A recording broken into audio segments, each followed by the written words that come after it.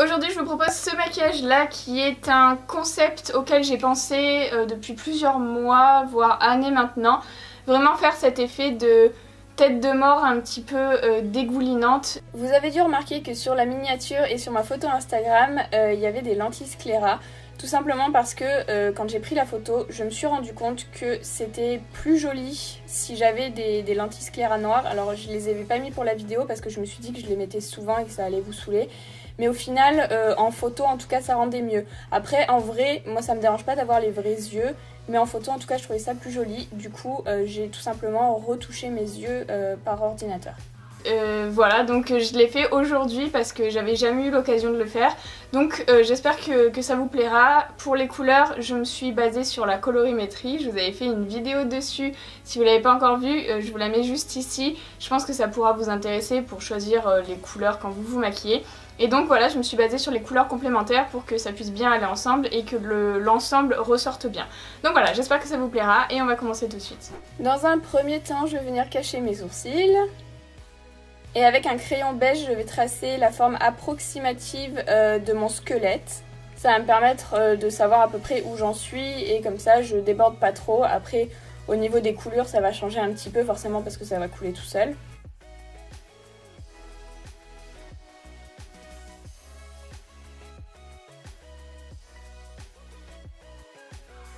Et je vais commencer avec ma palette de fard gras, donc je vais mélanger plusieurs couleurs pour obtenir un violet que je vais appliquer du coup dans les trous entre guillemets. Je l'applique avec des pinceaux, donc c'est extrêmement chiant à nettoyer le fard gras, mais là c'est un travail un petit peu trop précis et c'est vrai qu'à l'éponge ça donnera pas la même chose. Donc c'est pour ça que je suis obligée d'utiliser des pinceaux, mais sachez que je suis vraiment bien deg.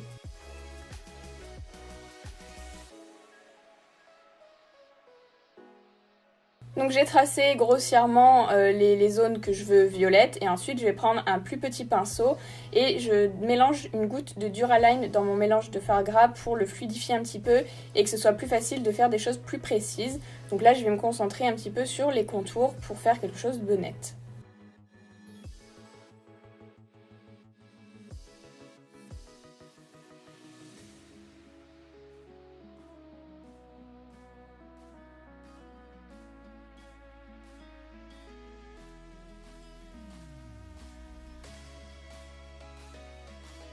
Une fois que j'ai terminé, je vais poudrer à outrance partout avec une poudre transparente. Donc prenez une poudre blanche, pas une poudre de couleur beige. Même s'il y a écrit transparente sur le pot, ce n'est pas transparent, ça va changer la couleur de votre fard, donc faites bien attention. Et mettez-en beaucoup pour bien poudrer.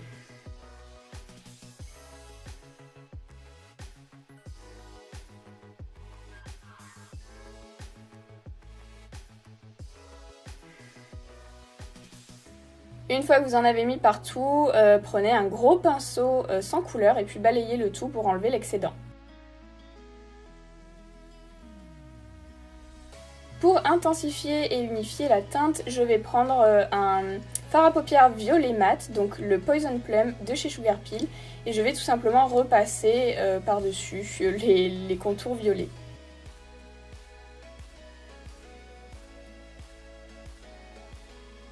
Pour le doré, je vais prendre de la poudre de métal dorée avec le diluant de chez Graftobian. Donc je mélange les deux produits sur une palette et ensuite avec un pinceau je vais appliquer sur la forme de tête de mort. Je prends un pinceau pas trop gros mais pas trop petit non plus, de manière à pouvoir colorer assez rapidement mais aussi pouvoir faire les contours assez nets.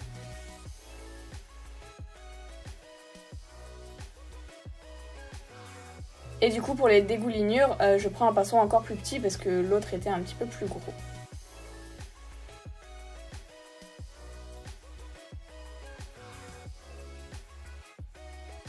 Je vais mettre ma perruque noire, je crois que c'est vraiment la perruque que j'ai le plus mis pendant cette série. Et je vais passer aux yeux, donc je vais ombrer rapidement avec un fard à paupières noir, donc le Bulletproof de chez Sugar Pill, et un pinceau de 131 de chez Zoeva, tout d'abord dans mon pli paupière. Et ensuite je vais en mettre également en oblique sur le coin externe de ma paupière mobile et descendre la couleur au niveau du ras de cils inférieur. Je prends maintenant la palette Améthyste de chez Huda Beauty et je vais prendre donc cette teinte là pour appliquer sur ma paupière mobile, donc je l'applique au doigt. Et je vais reprendre mon fard noir avec un plus petit pinceau de chez Zoeva, donc le 230, et je vais faire un petit peu des ombrages sur les contours pour donner un effet de volume. Alors il y aura l'effet de volume après plus tard, mais je veux quand même qu'il y ait des ombrages au niveau de la teinte violette parce que sinon ça fait un peu plat.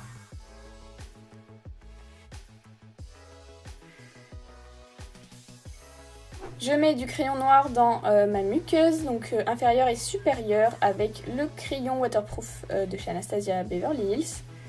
Et ensuite je trace un liner doré, donc avec le même produit que j'ai utilisé pour faire la forme de squelette au niveau de mes yeux, donc je fais un liner tout à fait classique. Et je vais mettre des fossiles en haut et en bas, donc les mêmes qu'hier, les Eclipse et les Coco de chez Rouge & Rogue. Je vais maintenant appliquer des paillettes, donc avant je vais mettre le Glitter Balm de chez In Your Dreams, donc partout au niveau de la couleur dorée. Vous pouvez également prendre de l'homéoplasmine ou de la vaseline, c'est à peu près pareil. Et je vais faire un mélange de deux paillettes, donc les Luna de chez Sophie Anna et les dorés de chez Stargazer. Je les mélange tout simplement à sec sur une petite palette et ensuite je vais tout simplement tremper mon pinceau et tapoter par-dessus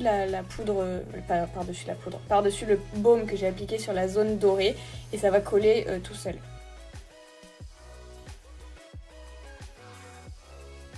Je vais maintenant prendre le volume Creator de chez Make Up For Ever qui, je pense, a été arrêté ou en tout cas qui est continuellement en rupture, donc voilà, désolée.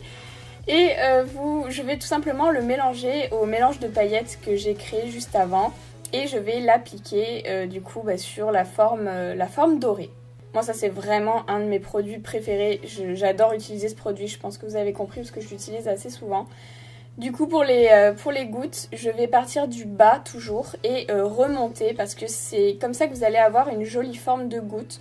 Donc mettez pas trop de matière et surtout ne la descendez pas trop votre goutte parce qu'elle va tomber naturellement. Donc si vous la mettez tout en bas de votre visage, elle risque de couler sur vos vêtements.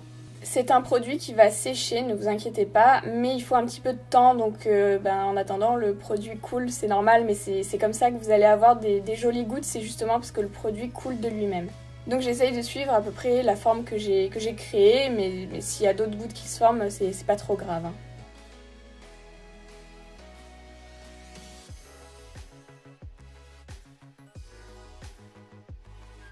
Donc j'en applique un petit peu partout sur les contours de manière à avoir vraiment cet effet dégoulinant.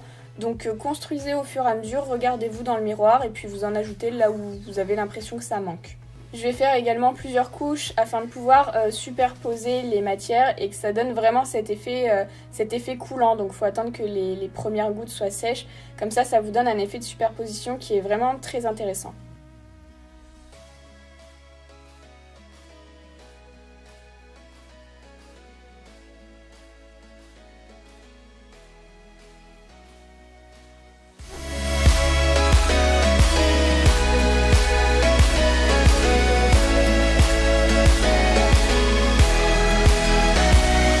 C'est joli dans la nuit, les paillettes. Enfin bon là il y a un peu trop de lumière. Bon ce soir j'ai une raclette partie donc je vais aller acheter le dessert, je suis chargée du dessert. Donc je me rends au Monoprix, j'ai laissé Daphné au parc avec les autres. Et du coup je pense que je vais arrêter ici parce que je crois que c'est interdit de filmer dans les magasins. Ça c'est clair. T'as filmé quoi? Oui.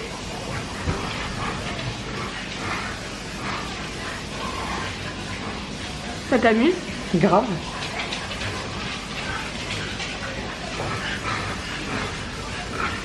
Vas-y, vas-y. Hein. Ah ouais, mais je sais pas trop ce que c'est en fait. Hein. Non, mais vas-y. Non, c'est du... On dirait du sperme. Ah non. Mais je pense que c'est ça. Hein. C'est ça, je le collecte. Il faut pas le dire. Je fais un déni de grossesse. Mais... Tu veux que je te filme? Première raclette, elle est contente. Et filme que c'est celle qui est au fourneau. Ah oui. Ça, les nanas sont à table. La haine à l'eau. Non, arrêtez. Comment qui laisse la croûte? Toi, t'as enlevé la croûte? Ah oui, mais moi j'ai pas le droit de la laisser. Ah ouais, c'est ça. Bah non, moi j'enlève, c'est dégueu la croûte. Ça fait une belle de C'est toi qui es dégueu. que tu crois. Ah, c'est la première chose que je regarde, c'est une meuf à des trucs. Arrête, ça me joue. Ah ouais, carrément, papa il te jette.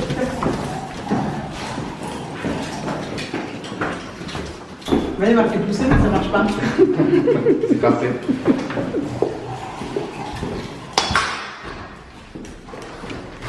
Je veux dire, laisse mon chien s'en aller. Non mais c'est bon, je déconne en fait. Chou, viens là. Oh oui, on avait envie. J'espère vraiment que ce maquillage vous a plu parce que c'est vraiment un concept que j'avais envie de tenter et je trouve ça plutôt original pour Halloween. Donc là mes oreilles ne sont pas fermes bien sûr comme d'habitude, mais si vous voulez le faire pour Halloween, faites vos oreilles en noir ou en violet. Mais bon, en tout cas, je trouve que c'est assez original pour un make-up d'Halloween. Vous avez vu, c'est pas hyper difficile à faire. Après, c'est le produit qui est un petit peu difficile à trouver parce que je crois qu'il a été arrêté.